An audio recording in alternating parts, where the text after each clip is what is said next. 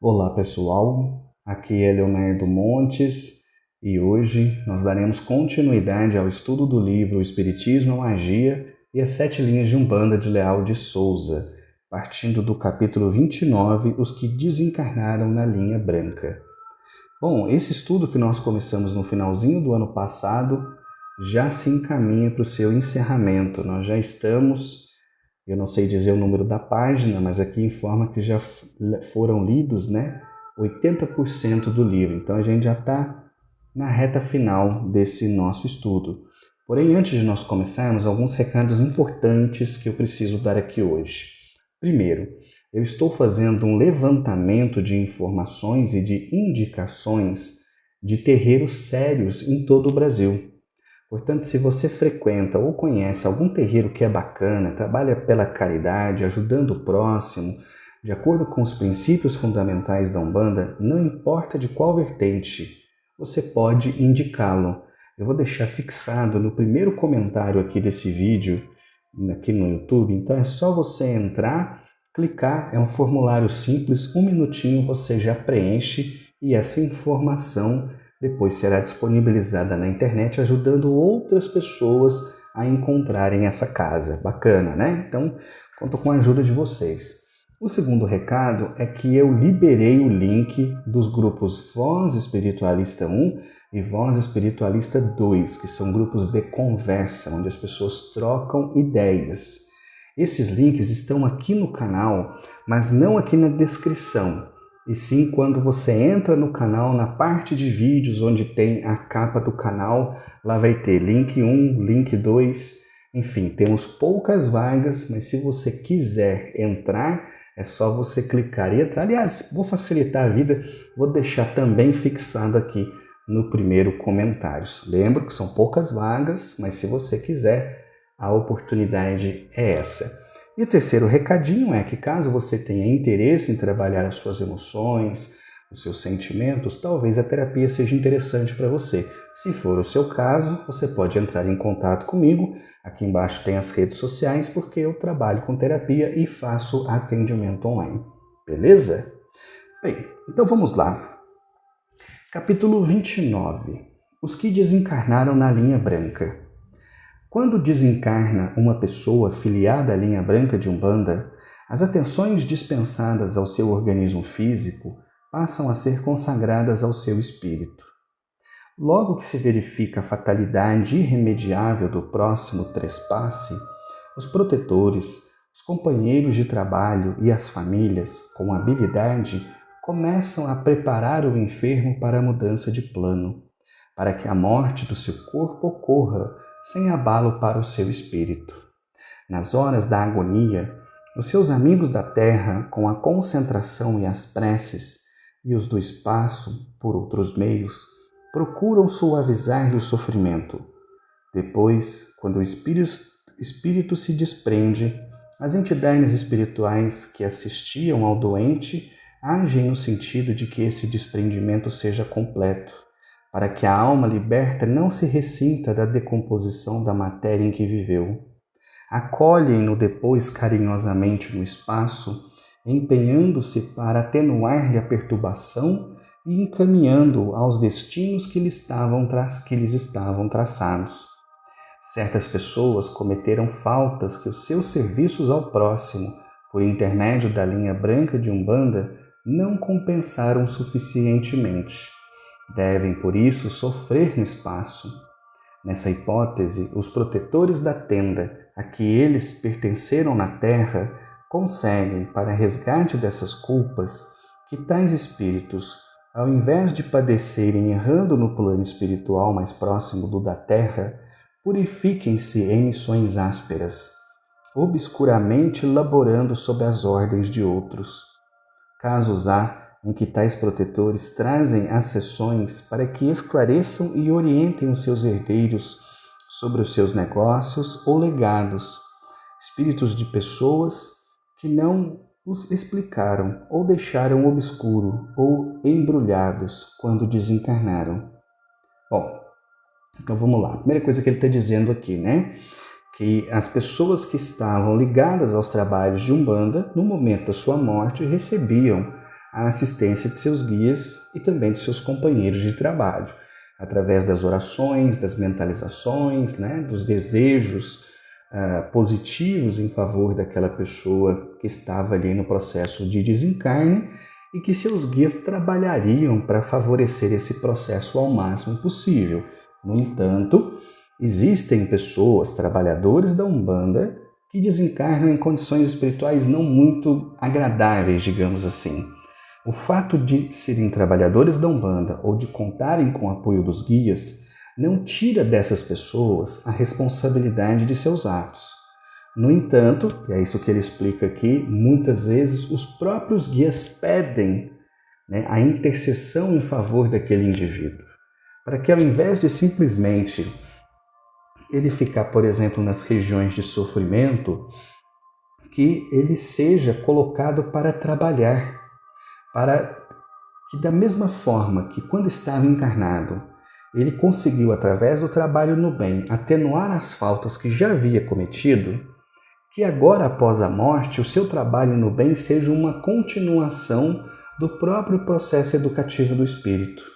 E aqui a gente vê uma coisa que é muito comum no catolicismo, é relativamente comum na Umbanda, mas não é tão comum em outras religiões, que é o poder da intercessão. Isto é, quando alguém pede por uma outra pessoa, quando alguém que tem méritos pede em favor de alguém que de repente não tenha. Isso acontece. Deixando claro que não basta, por exemplo, ao preto velho, né, pedir aos espíritos superiores que aquele indivíduo não sofra ou que tudo seja perdoado e esquecido. Não funciona assim. Na Umbanda não adianta se arrepender aos 45 do segundo tempo. Tudo que a gente faz gera consequência e nós temos que encará-las. Porém, sim, nós podemos encarar as consequências de nossos erros trabalhando no plano espiritual para a nossa própria educação e ao mesmo tempo ajudando aqueles que sofrem. Então, é um processo bastante interessante, né? Continuando, os grandes trabalhadores humanos da linha, quando desencarnam, ainda que tenham de afastar-se de nossa atmosfera, voltam uma ou mais vezes em manifestações carinhosas às tendas de seus companheiros, que aliás é um detalhe que ele comentou mais cedo e eu esqueci de falar, né? Ou seja, é relativamente comum que essas pessoas que antes faziam parte daquela corrente retornem eventualmente para dar uma palavra ou para esclarecer alguma coisa, resolver alguma coisa que ficou ali pouco esclarecida. Isto é, uma oportunidade a mais que aquele indivíduo tem de deixar organizada a sua vida aqui na Terra. Porque isso é uma coisa que a gente pensa muito pouco, né? A gente acha que vai viver sempre por muito tempo. E a gente esquece que nós estamos sujeitos a morrer a qualquer instante. Isto é, deixar a nossa vida pela metade do jeito que está. Então olha que maravilha ter a oportunidade de, depois de se habituar no plano espiritual, retornar à Terra para de alguma forma deixar uma palavra amiga, para colocar um ponto final em alguma ponta solta que se deixou. Eu já vi isso acontecer. Eu trabalhei durante uns anos num terreiro, colaborando num trabalho de desobsessão que eles faziam, e eventualmente alguém que já fez parte daquela casa, mas que havia desencarnado, retornava para se comunicar, para deixar uma palavra, para deixar um esclarecimento. Então, é uma oportunidade a mais que nós temos, né? A partir do momento em que conhecemos e fazemos uso da mediunidade. Acho que eu vou desligar o ar, vocês vão escutar um barulho. Exemplificando, citarei o caso do conhecido médium curador Bandeira, não faço ideia de quem seja. 8 dias depois do seu trespasse, por ordem do guia, celebraram-se sessões à sua memória nas tendas do Caboclo das 7 Encruzilhadas. Na tenda em que estávamos, às 8h30 da noite, o chefe do terreiro anunciou: o nosso irmão Bandeira, conduzido pela falange de Nazaré, acaba de baixar na tenda matriz. Às 9 horas, assinalou a sua manifestação na tenda de Nossa Senhora da Guia, e após a sua vinda para a nossa. Nesta, ele tomou um médium que nunca ouvira, mas a sua incorporação foi tão completa que todos o reconhecemos imediatamente. Vencida a emoção do primeiro momento, depois de abraçar os dirigentes da sessão, Bandeira, pelo médium desconhecido, chamou todas as pessoas que frequentavam a tenda por sua indicação. Em seguida, aquelas com as quais manteve relações e, por fim, as restantes. Disse, despedindo-se, que não poderia retardar-se, pois combinara com o presidente da tenda da guia voltar lá para uma reunião de caráter íntimo, onde deveria dar informações e instruções para assegurar a tranquilidade do conforto material à sua progenitora. E era verdade. Então, olha que bonito isso, né? E, ao mesmo tempo, eu fico imaginando, né, como poderia algo dessa natureza acontecer hoje, uma vez que a maioria dos médiuns são conscientes e sempre estão desconfiados da manifestação dos amigos, né? Infelizmente, isso é uma coisa muito comum hoje nos terreiros, né? Às vezes as próprias pessoas da corrente ficam desacreditando a incorporação do outro. Mas enfim, seja como for, o fato é possível e está aqui uma narrativa que eu particularmente achei muito bonita e penso no consolo, né? No esclarecimento que algo assim traz tanto para quem participa de um trabalho dessa natureza quanto para a própria família, né? Que então recebe esses testemunhos. Bom, agora vamos para o capítulo 30, o auxílio dos espíritos na vida material. É frequente, nos centros espíritas, o aparecimento de pessoas que vão solicitar o auxílio das entidades espirituais para vencer dificuldades ou alcançar vantagens de ordem material, conseguindo empregos ou realizando negócios. Certos presidentes de sessões e muitos espíritos, com rigorismo impiedoso, respondem que o espiritismo não tem por fim arranjar ou consertar a vida, e seguidamente nos trabalhos os guias assinalam, aborrecendo-se com os pensamentos dos ambiciosos ou dos premidos por necessidades materiais, perturbam e até viciam o ambiente. Mas, em geral, os guias, mesmo quando não o confessam, ajudam materialmente a quem lhes pede socorro dessa natureza em horas de amargura. Eu, na minha insignificância, pessoalmente considero legítimos tais apelos. Somos criaturas materiais, devemos fazer a nossa evolução espiritual através dos óbices materiais, no mundo material, e os espíritos incumbidos de nossa proteção realmente pouco a exerceriam se não nos ajudassem a remover e dominar esses empecilhos de ordem material. Perguntou o Sr. Allan Kardec ao seu guia se não auxiliava na vida material. Contestou-lhe o iluminado que não ajudá-lo seria não amá-lo, acrescentando que o fazia sem que ele o percebesse, para não lhe tirar o merecimento da vitória na luta contra a adversidade. Se assim era com o Sr. Allan Kardec, assim deve ser com as outras criaturas. E como estas não possuem geralmente o adiantamento do codificador do Espiritismo, são mais diretos e veementes os seus apelos e menos discretos os favores com que as auxiliam os espíritos. O fato positivo é que os espíritos ajudam quando podem os homens a vencer as cruezas da vida, e quando estas representam a fatalidade inevitável de um destino, isto é, são uma prova, buscam suavizá-la carinhosamente, amparando com o escudo da fé a quem a sofre. Muito bem. Esse é um capítulo interessante, apesar de bastante curtinho para as nossas reflexões, né? Bom, eu vou dizer o que eu penso e depois eu volto para o texto. Quando eu comecei na Umbanda, eu fiquei muito impressionado com essa questão porque eu achava as preocupações das pessoas excessivamente materialistas. E eu continuo achando isso até hoje. Acho que muitas pessoas que procuram o terreiro de Umbanda o fazem como alguém que procura uma tenda dos milagres. Então elas chegam para a entidade e pedem ajuda para vender casa, pedem ajuda para arrumar emprego, pedem ajuda para arrumar mulher, pedem ajuda para arrumar homem.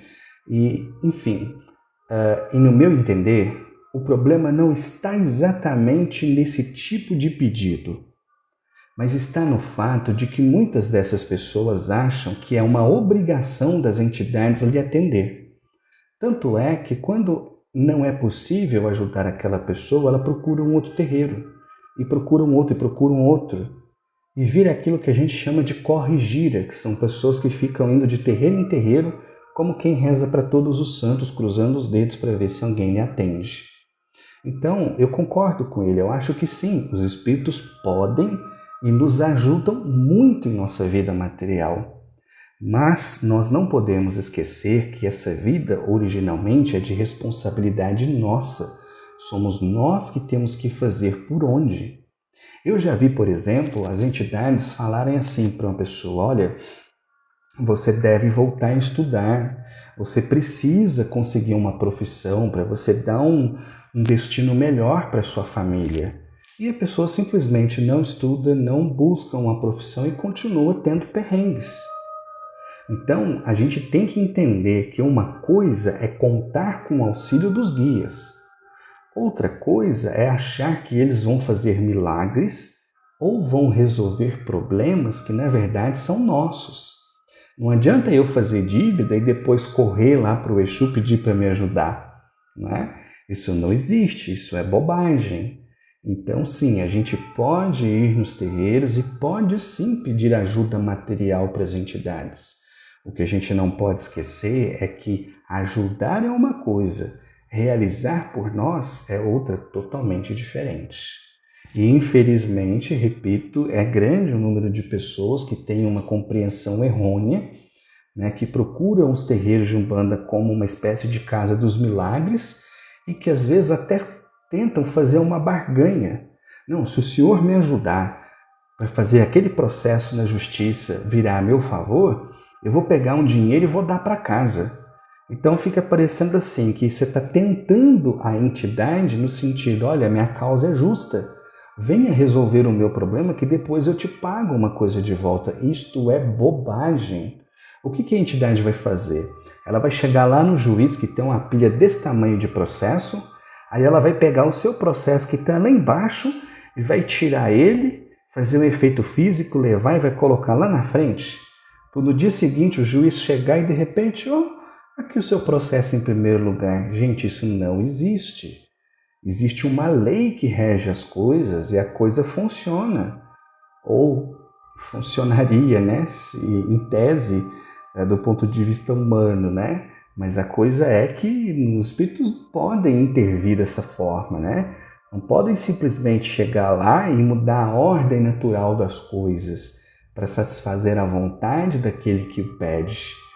Então é por essa razão que frequentemente eu vejo as entidades fazendo esse apelo à consciência das pessoas. Olha, por exemplo, os meus guias costumam falar muito uma coisa assim: filho, eu vou te ajudar, mas eu quero que você também se ajude. Então eu vou te auxiliar, mas eu quero que você faça isso, eu quero que você reforce as suas orações, eu quero que você tome cuidado com o pensamento negativo, eu quero que você tente se relacionar melhor com a sua família, eu quero que você volte a estudar, que você aprenda uma profissão, porque senão fica fácil, né? Eu vou lá, os guias vêm, resolvem a minha vida, aí eu faço tudo errado, volto lá, eles vêm e ajudam de novo, e simplesmente não funciona desse jeito. Bom, capítulo 31. O kardecismo e a linha branca de Umbanda. A linha branca de Umbanda e Demanda está perfeitamente enquadrada na doutrina de Allan Kardec e nos livros do grande codificador. Nada se encontra suscetível de condenada, o que eu concordo plenamente. É uma bandeira que eu já levantei 1 milhão de vezes aqui no canal. Embora hoje exista uma grande parte da Umbanda, né, que rejeita o espiritismo e que abraça o candomblé, como se fosse a 8ª maravilha do mundo, né? Isto é, rejeita uma das raízes para preferir uma outra. Uma raiz que ideologicamente hoje está em alta, né, mas que, como tudo, um dia também estará em baixa. Eu penso que uma vivência adequada da Umbanda é aquela que considera todas as suas raízes, não apenas uma delas. Mas enfim, continuando. Cotejemos com seus escritos os princípios da linha branca de Umbanda, por nós expostos no Diário de Notícias, edição de 27 de novembro de 1932. A organização da linha no espaço corresponde a determinada zona da Terra, atendendo-se, ao constituí-la, às variações de cultura e moral intelectual, com o aproveitamento das entidades espirituais mais afins com as populações dessas paragens. Allan Kardec, à página 219 de O Livro dos Espíritos, escreve: 519. As aglomerações de indivíduos, como as sociedades, as cidades, as nações, têm espíritos protetores especiais? Têm, pela razão de que esses agregados são individualmente coletivas, que caminhando para um objetivo comum precisam de uma direção superior. Questão 520. Os espíritos protetores das coletividades são de natureza mais elevada do que os que se ligam aos indivíduos? Tudo é relativo ao grau de adiantamento que se trate de coletividades, quer de individualidades. E quanto às afinidades, na mesma página diz: os espíritos preferem estar no meio dos que lhes aconselham, acham-se aí mais à vontade e mais certos de serem ouvidos. Por virtude de suas tendências, é que o homem atrai os espíritos, e isso quer esteja só, quer faça parte da sociedade, uma cidade ou um povo. Portanto, as sociedades, as cidades e os povos são, de acordo com as paixões e o caráter neles predominantes, assistidos por espíritos mais ou menos elevados. Os protetores da linha branca de Umbanda se apresentam com o nome de caboclos e pretos, porém frequentemente não foram caboclos nem pretos. Allan Kardec, à página 215 do Livro dos Espíritos, ensina: fazei questão de nomes, eles, os protetores, tomam um que vos inspire confiança. Mas como poderemos, sem o perigo de sermos mistificadores, confiar em entidades que se apresentam com os nomes supostos? Allan Kardec, à página 449 do Livro dos Espíritos, esclarece: julgai, pois, dos espíritos pela natureza de seus ensinos. Não ouvideis que entre eles há os que ainda não se despojaram das ideias que levaram da vida terrena. Sabei distingui-los pela linguagem de que usam. Julgai-o pelo conjunto dos que vos dizem. Vede se há encadeamento lógico em suas ideias. Se nestas nada revela ignorância, orgulho ou malevolência, em suma, se suas palavras trazem todo o cunho de sabedoria, que a verdadeira superioridade manifesta, se o vosso mundo fosse inacessível ao erro, seria perfeito e longe disso se acha ele. Ora, esses espíritos de caboclos ou pretos, e os que como tais se apresentam pela tradição de nossa raça e pelas afinidades de nosso povo, são humildes e bons, e pregam invariavelmente, sem solução de continuidade, a doutrina resumida nos 10 mandamentos e ampliada por Jesus. Entre os protetores da linha branca, alguns não são espíritos superiores, e os há também atrasados, porém bons, quando o grau de cultura dos seus protegidos não exige a assistência de entidades de grande elevação, conforme o conceito de Allan Kardec, à página 216 do Livro dos Espíritos. Todo homem tem um espírito que por ele vela, mas as missões são relativas ao fim que visam. Não dais a uma criança que está aprendendo a ler um professor de filosofia.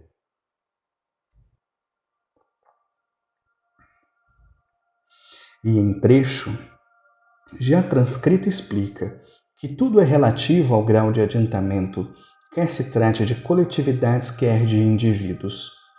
Esses trabalhadores, porém, na linha branca, estão sob a direção de guias de maior elevação, de acordo com o dizer de Allan Kardec, à página 318 do Livro dos Espíritos, sobre os espíritos familiares que são bons, porém muitas vezes pouco adiantados e até levianos.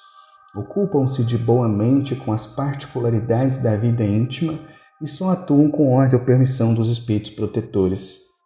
O objetivo da linha branca é a prática da caridade, E Allan Kardec, no Evangelho segundo o Espiritismo, proclama repetidamente que fora da caridade não há salvação. Bom, acho que eu vou dar uma pausa aqui. Basicamente, o que ele está fazendo nesse capítulo, né?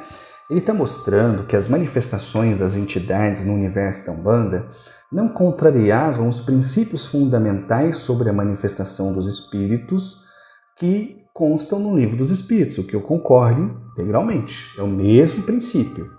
As pessoas às vezes falam assim para mim, porque o meu preto velho falou que não vai reencarnar.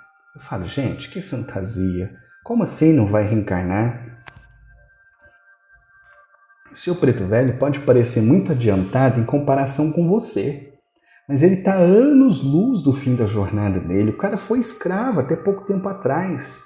Até aqui tem um trecho que ele fala, né, que nem sempre foram pretos ou caboclos, mas eu entendo que ele está se referindo à reencarnação imediata, né? Isto é, não necessariamente para ser um caboclo ou preto velho, o espírito tenha que na última reencarnação ter estado entre os indígenas. Ele pode ter estado em outro momento, ele pode ter estado posteriormente, anteriormente, porque o espírito no processo de aprendizagem reencarna em todas as partes do mundo, certo? Então não existe um espírito indígena, como não existe um espírito africano. Você tem espíritos que reencarnam durante muito tempo entre os indígenas, espíritos que reencarnam muito tempo entre os africanos, assim como existem espíritos que reencarnam muito tempo entre os europeus, mas não existe espírito oriundo de etnia, né? Espírito é espírito e reencarna onde se faça necessário. Então, adendo feito, vamos voltar aqui. Então, ele está mostrando... eu estava dizendo da questão da evolução, né? Então, às vezes as pessoas me falam isso, meu preto velho não vai reencarnar mais, meu caboclo não vai reencarnar mais. Eu falo, putz, que fantasia. Claro que vai reencarnar, assim como você vai reencarnar, eu vou reencarnar, Chico Xavier vai reencarnar. Abaixo de Jesus, qualquer espírito vai reencarnar centenas, talvez milhares de vezes ainda, e não tem como ser diferente. Então, eu imagino que esse capítulo ele escreveu especificamente para aqueles espíritas xaropes que botam o Livro dos Espíritos debaixo do braço, como o crente faz com a Bíblia, e julga tudo o que acontece em todas as espiritualidades, em todas as religiões, a partir daquele critério. Como alguém que diz, se não está na Bíblia, não pode ser verdade. Tem muito espírita que age desse jeito. Não, mas Kardec não falou isso, então se não falou, só pode estar errado. E a bateria do Kindle está acabando. Vamos ver se dá para terminar a leitura? A linha branca, pela ação dos espíritos que a constituem, prepara um ambiente favorável à operosidade de seus adeptos. Será isso contrário aos preceitos de Allan Kardec? Não, pois vemos nos períodos acima transcritos que os espíritos familiares, com ordem ou permissão dos espíritos protetores, tratam até de particularidades da vida íntima. No mesmo livro, a página 221 e 222, lê-se. Eita, começou a falhar por causa da bateria. 525. Exercem os espíritos alguma influência nos acontecimentos da vida? Resposta: certamente, pois que te aconselham. Exercem essa influência por outra forma que não apenas pelos pensamentos que sugerem, isto é, têm ação direta sobre o cumprimento da coisa? Resposta: sim, mas nunca atuam fora das leis da natureza. Na página 214 do Livro dos Espíritos consta: a ação dos espíritos que vos querem bem é sempre regulada de maneira que não vos tolhe o livre-arbítrio. E a página 222 o mestre elucida: imaginamos erradamente que aos espíritos só caiba manifestar sua ação por fenômenos extraordinários. Quiséramos que nos viessem auxiliar por meio de milagres e os figuramos sempre armados de uma varinha mágica. Por não ser assim, é que oculta nos parece a intervenção que tem nas coisas deste mundo. E muito natural o que se executa com o concurso deles. Assim é que, provocando, por exemplo, o encontro de duas pessoas que suporão encontrar-se por acaso, inspirando alguém a ideia de passar por determinado lugar, chamando-lhe a atenção para certo ponto, se disso resultar o que tenham em vista, Eles obram de tal maneira que o homem, crente de que obedece ao impulso próprio, conserva sempre o seu livre-arbítrio. Assim, os caboclos e pretos da linha branca de Umbanda, quando intervêm nos atos da vida material em benefício desta ou daquela pessoa, agem conforme os princípios de Allan Kardec. Na linha branca, o castigo dos médiuns e adeptos que erram conscientemente é o abandono em que os deixam os protetores, expondo-os ao domínio de espíritos maus. Vamos fazer uma pausa aqui, né? Deixa eu ver se falta muito para terminar o capítulo.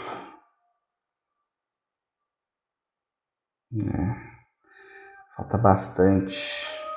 Então, vou parar por aqui. 88%. Bem, então, duas coisas que ele destaca aqui que eu acho que são importantes de se falar. Primeiro, eu mencionei agora há pouco aquelas pessoas que vêm com essas bobagens de meu guia não vai reencarnar. Vai reencarnar sim, muitas vezes. Uma segunda bobagem que existe na Umbanda é que as pessoas... Isso é muito infantil, mas é muito comum. As pessoas acham que os espíritos são todos iguais em evolução. Então, vamos falar com muita franqueza e com muita clareza. Tá lá eu, médium, eu não faço nada, eu sou uma pessoa absolutamente comum, eu não cheiro e também não fedo no mundo, nem sei se é assim que fala.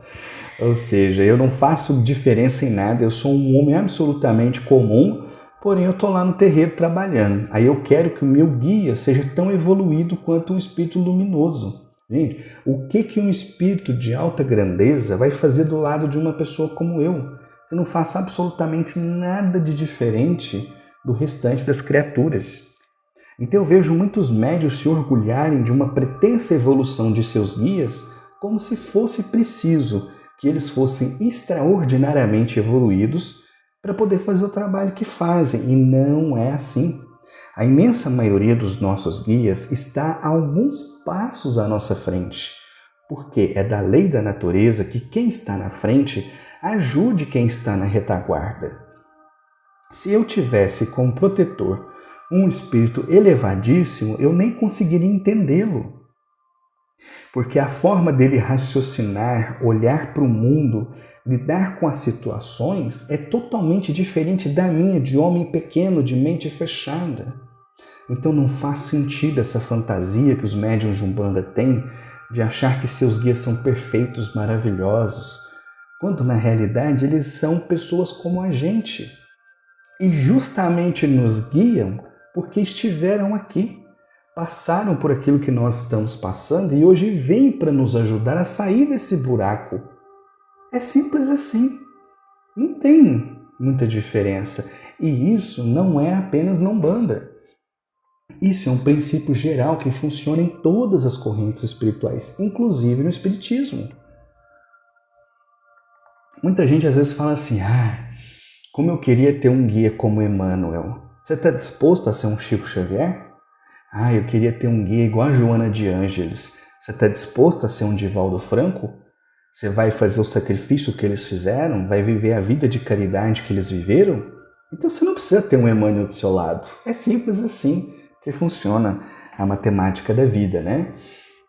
Então, repito, acho que nesse capítulo Leal de Souza estava procurando rebater as críticas que frequentemente ele deveria ouvir dos espíritas a respeito das entidades que se manifestam na Umbanda. Críticas essas que se mantêm até hoje, embora haja uma abertura mental muito grande do público espírita hoje. Mas no passado era terrível. Você é médium de Umbanda, você mexe com essas coisas, a entidade bebe, a entidade fuma. Você é espírito atrasado, meu amigo, mexe com isso não. Eu ouvi isso. Aliás, eu vou fazer aqui um adendo bem rápido sobre essa questão do preconceito, né? Antes de chegar na Umbanda, eu era espírita. Aliás, eu nunca deixei de ser espírita, porque eu continuo estudando o espiritismo, entendo o valor dele. Eu apenas não trabalho mais diretamente em centro espírita. Nos últimos 7 anos da minha vida, eu tenho sido dedicados integralmente ao trabalho na Umbanda, mas nunca deixei de estudar o espiritismo e nunca vou deixar, porque eu amo a doutrina, que é linda demais, né? Embora os espíritas frequentemente dão umas cagadas nela, né? Mas isso é outra história. Então, o que acontecia?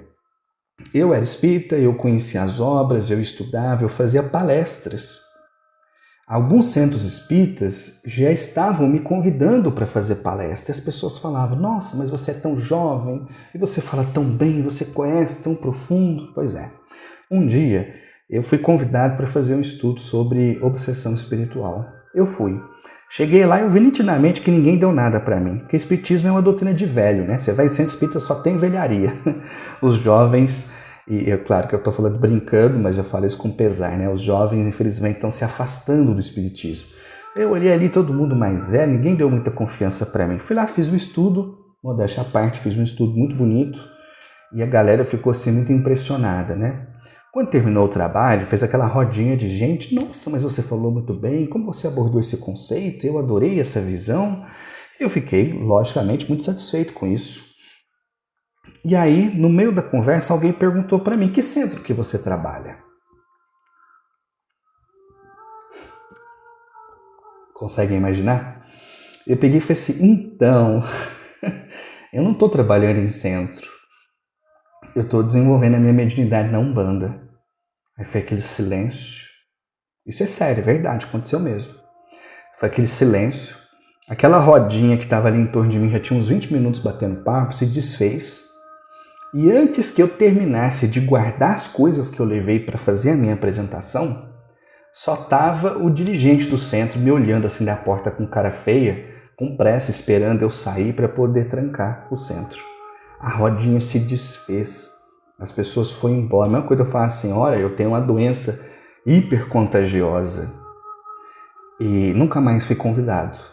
Então eu entendo por que Léo de Souza estava tentando defender que as manifestações da Umbanda não contrariavam os princípios fundamentais do Espiritismo, porque muito provavelmente se vivenciava preconceitos ali de ordem inimaginária, como infelizmente acontece até hoje. Mas é isso. Um abraço a todos e até o próximo vídeo.